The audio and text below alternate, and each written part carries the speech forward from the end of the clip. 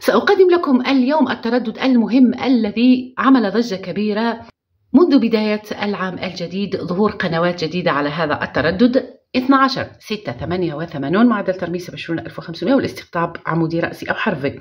هذا التردد تظهر عليه القناة الجديدة قناة B24، أفلام أجنبية رائعة جدا، أكشن رعب ورومانسية، القناة البديلة عن قناة ماجستيك سينما.